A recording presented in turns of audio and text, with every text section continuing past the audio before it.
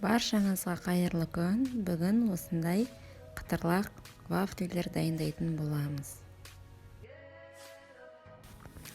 Бірінші, сары майымызбен қантымызды жақсылап миксерлеп аламыз.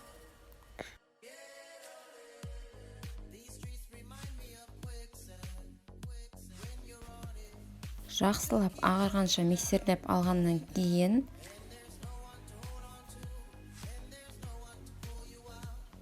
үстіне жұмыртқаларымызды саламыз. Және тағы да жақсылап миксерлейтін боламыз.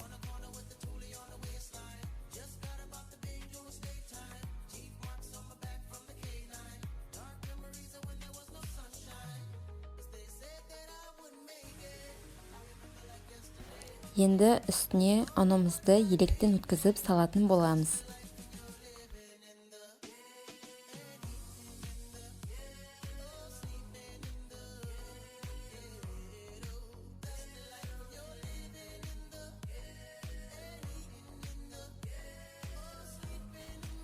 Бізде осындай қоймалжың, қою қаймақ секілді масса шығуы керек. Арнайы вафли пісіретін ыдысымызды қыздырып алып, үстіне бір ас қасық массамызды саламыз және 1 минуттай пісіретін боламыз.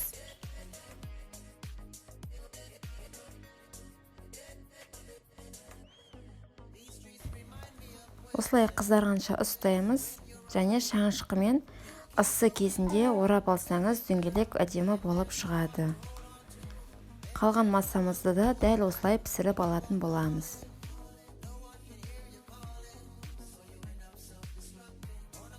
Мінекей бізде осындай қытырлақ дәмді вафлилер дайын болды. Сіздер де жасап көріңіздер, ас болсын.